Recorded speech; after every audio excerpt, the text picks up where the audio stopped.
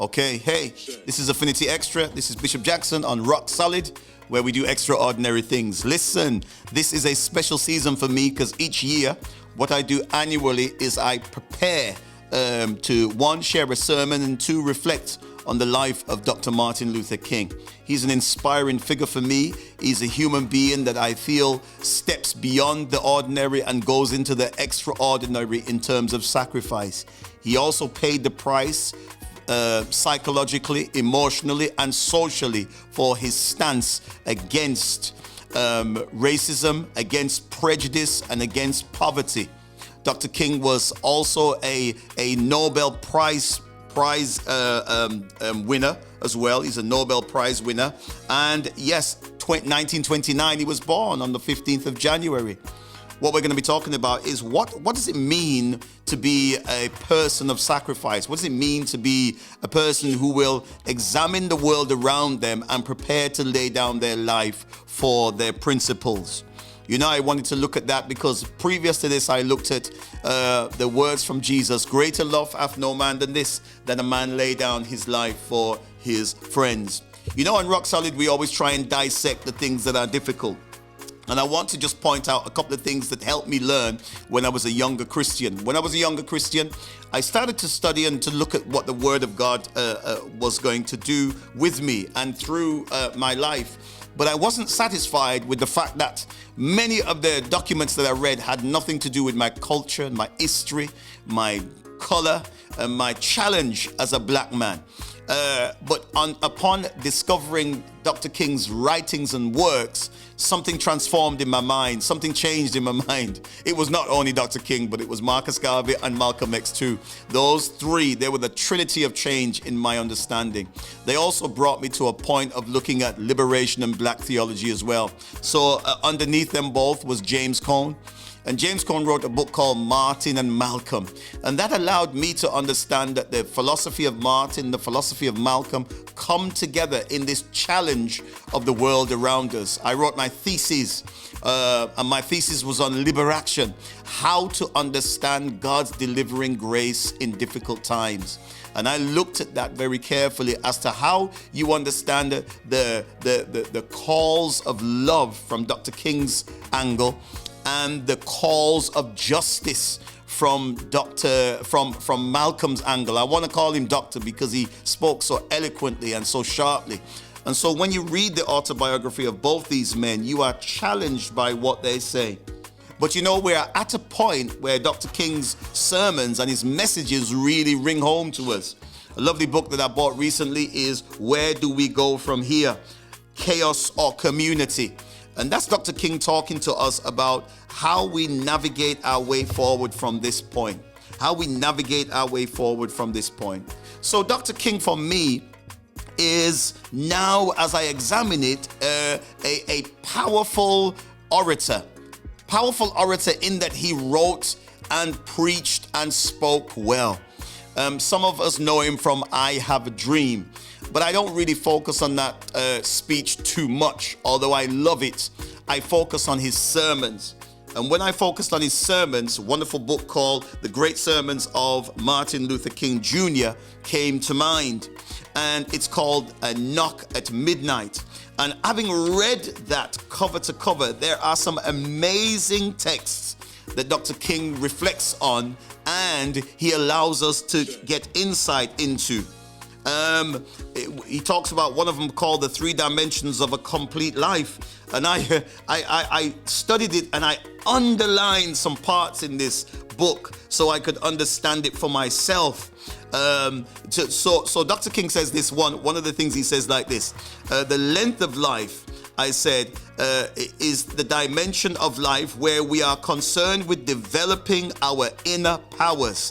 Our inner powers. He's talking about this spirit inside of us, to this challenge of the selfish dimensions of life to transform that.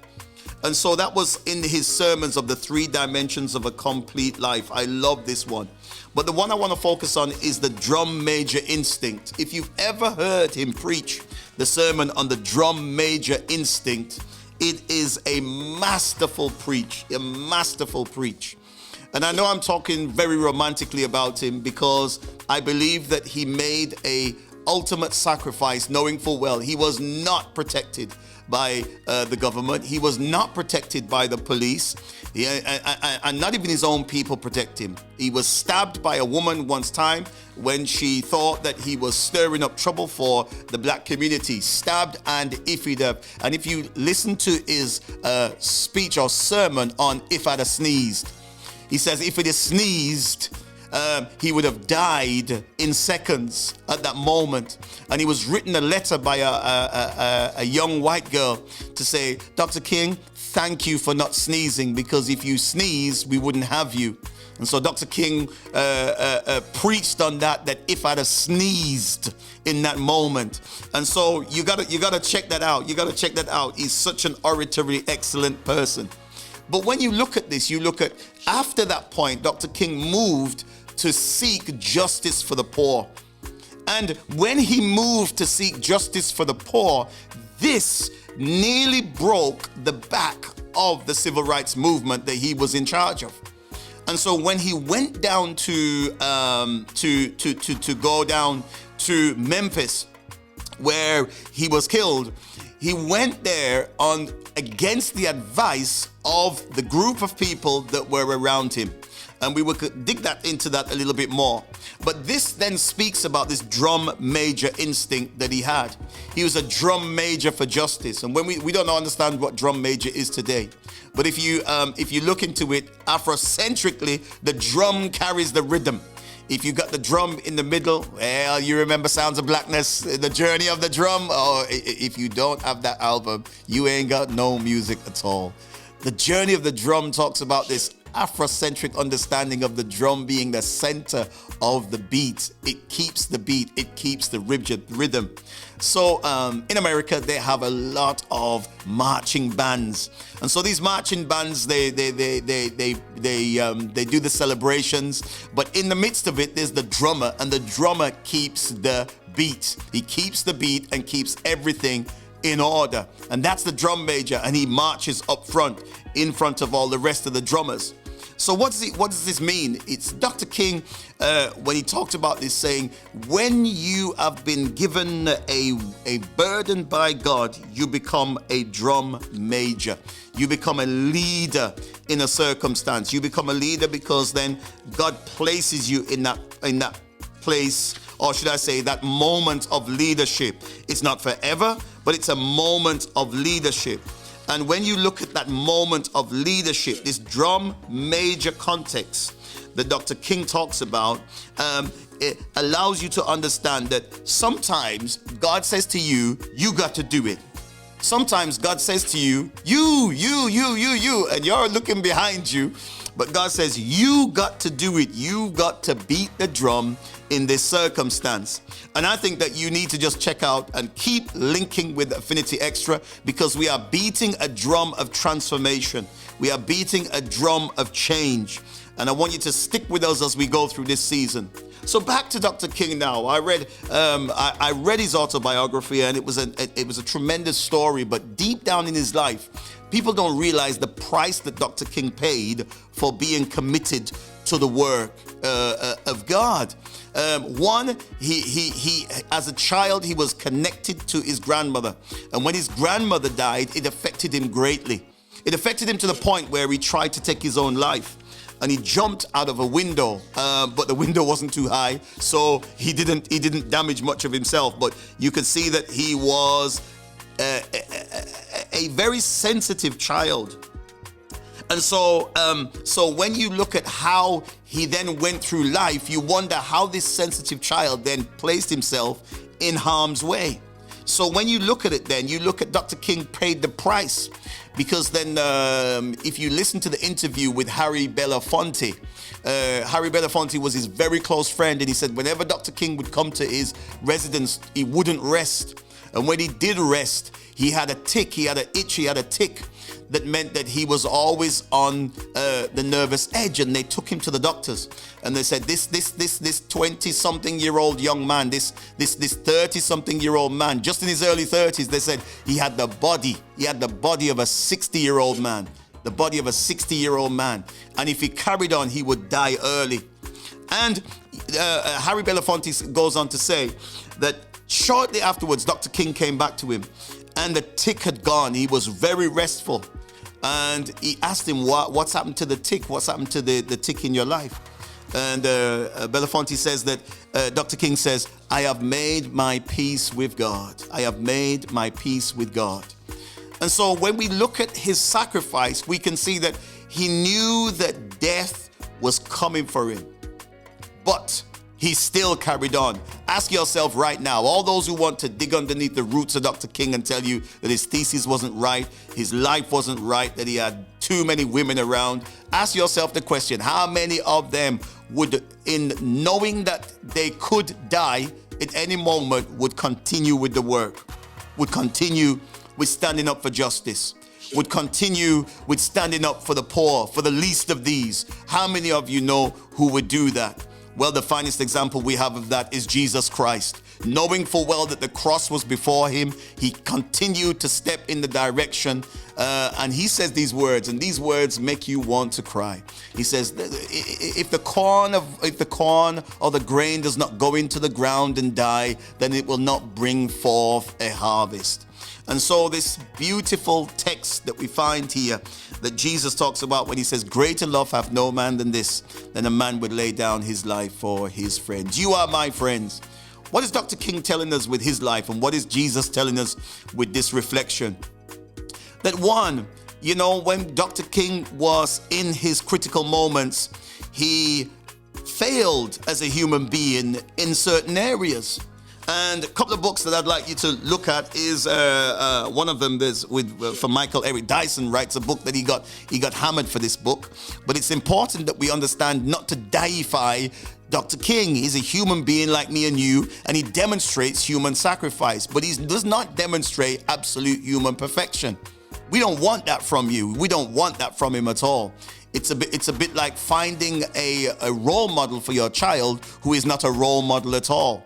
And so you've got to understand that sometimes human role models are still human. And we need to accept that they are still human. They are still making mistakes. In his book, Michael Eric Dyson, bestseller, he writes with the theme, I may not get there with you, and that is the true Dr. Martin Luther King Jr., and that's by Michael Eric Dyson. And Michael Eric Dyson seeks to debunk this stealing of Dr. King by right-wing nationalists to talk about his dream but don't know about his nightmare. And this is why you can get right-wing Trumpist supporters. We'll mention Trump only once or twice, but that's it, no more than that. We stick with Sleepy Joe. That's cool. Listen, right-wing people are calling Dr. King's name about the dream, but they do not understand that the nightmare was behind the dream, the nightmare that he had. And so he said many times when he went up into Chicago, when he went up into parts where there was abject black poverty, that his dream has turned into a nightmare. And he is not sure about the challenge of integration when the people you're trying to integrate have no care, no love, and no humanity for you. And so Dr. King was challenging that. And at the end of his life, he was disappointed to the maximum to the surroundings that he was faced with, to look at when he wanted to move forward. They were telling him to hold on and to step back. And so Michael Eric Dyson looks carefully. He looks carefully at the problems of Dr. King's life, the damage of Dr. King's life, the destruction of his family, the destruction of his marriage as a price he paid for the pressure upon him. It was like he was sweating blood with his own life. It's a bit like when Jesus went into the garden. He sweated blood out of his own life. And the agony, the human agony was there. So when we look at Dr. King, there is a human agony, but there is also a spiritual commitment. One of the things that he tells us about, that he got a phone call late at night, very late at night. And this phone call said in the terms of then, and I'm using this as a quote from him, when he heard a voice, a horrible voice at the end of the phone. And this night, it just got to him. It said, nigga, if you don't get out of this city, then we are going to kill you and we're going to kill your family and we're going to blow up your house. And at that time of night, why he answered the phone, I don't know. But it felt like, he said he felt like the whole world was upon his shoulders. And he tried to lean back on his theology, but he couldn't find anything there. He tried to lean back on his philosophy that he had read, but nothing helped him. Except he remembered that his father said, sometimes, son, you have got to lean back upon the thing that has called you, the power of the Holy Spirit. And he said at that moment, the Spirit of God entered his body. And the Lord spoke to him and he says, Martin Luther King, stand up for justice. Stand up for justice. And he said, the voice of God said to him, and lo, I am with you always. Dr. King is a powerful character because he bleeds red blood of humanity. But he has a divine vision in his heart that God determined him to fulfill. This is Bishop Jackson, taking a moment to remember Dr. King and saying thank God for his sacrifice. Okay, we'll be coming to you with the second part of that not long from this. God bless you. This is Bishop Jackson, Affinity Xtra, where we're on our Rock Solid show where we do extraordinary things. God bless you.